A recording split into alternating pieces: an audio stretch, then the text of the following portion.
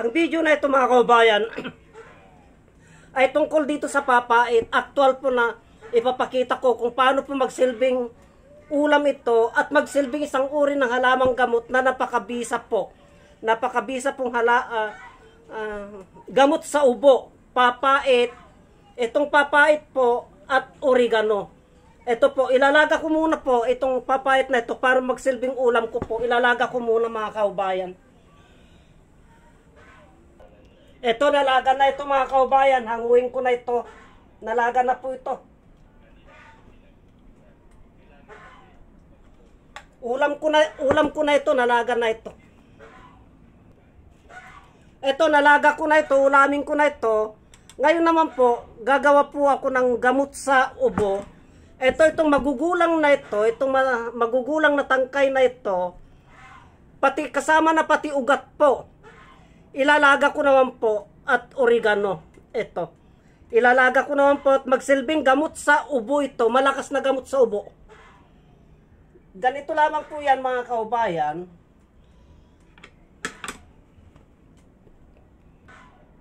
Ilalaga ko ng mga ilang minuto yun mga kaubayan para magsilbing gamot sa ubo. Yan po nakalaga mga 15 minutes o 10 minutes. Mas mabisa po mga kaubayan kung yung mga ganito kagugulang na. Ito yung mga may ugat na ganyan, ganito kagugulang. Mas mabisa po yan mga kaubayan. Yan. Pagkatapos po, haluan po ng oregano. Oregano yung ganito karami po. Yan, eksakto na po ito. At 3 oregano na ganito. Mabisa na po yan mga kaubayan sa ubo. Ang gumagamot po sa ubo niyan, yung pait po nito, yung pait niyan, at magsasama yung spirit nito, yung lasa nito. Pag nagsama po yan, mga kaubayan, napakaganda pong panggamot sa mga ubo na malalala.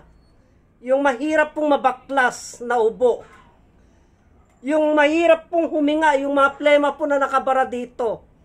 Ganyan po ang kakayahan ng papait na ito mga kaubayan.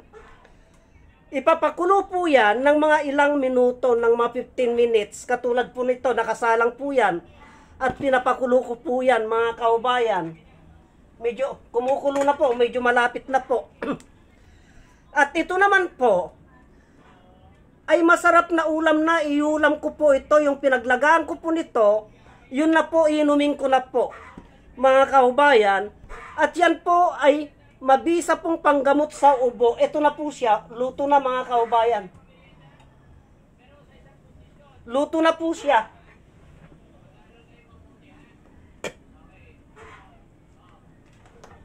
Napakabango niya po mga kaubayan. Ito na po siya. Oh. Tignan po natin. Oh. Yan na po siya mga kaubayan. Oh. Yan. Ang bango na po niya. Ito na po siya. Ito na yung oregano. Yan. Yan na yung oregano. At yung papait, yan na po siya. Oh. Yan. At itong sabaw niya po, ilalagay ko na po dito sa baso. Ilalagay ko na po dito sa tasa. Itong sabaw niya na, ito na po siya mga kaubayan. Oh.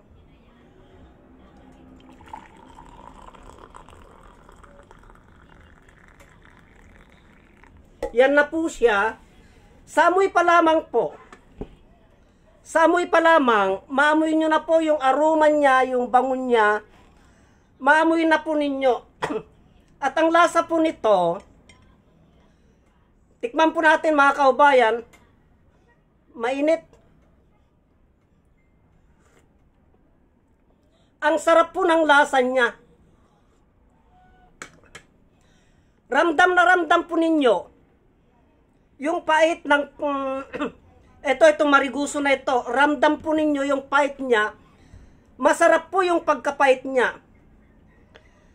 At ramdam po na naamoy po ninyo yung aroma nitong oregano. Yung spirit niya po. Na pag yung isang tao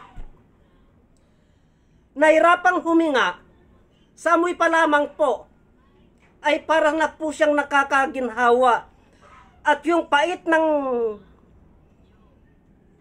mariguso o papait, pag pumasok po dito sa loob ng ating katawan, mga kaubayan, may kakayahan po siya na yung parang nauhawin tayo. Maghanap po tayo ng tubig. Matamis po yung panlasa natin sa tubig.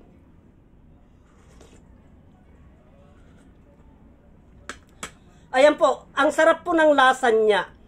Sanayan lamang po ang pag-inom ng halamang gamot, ng papait, na may kasama pong mariguso. May kasama pong oregano mga kaubayan. Sanayan lamang po yan. Kasi kung hindi po kayo sanay, sa amoy pa lamang po, parang nakukuhan na po kayo. Siyempre halamang gamot po yan. Mangingibabaw po yung amoy niyan at yung lasa. Pero kayang-kaya po natin yung lasa niyan mga kaubayan.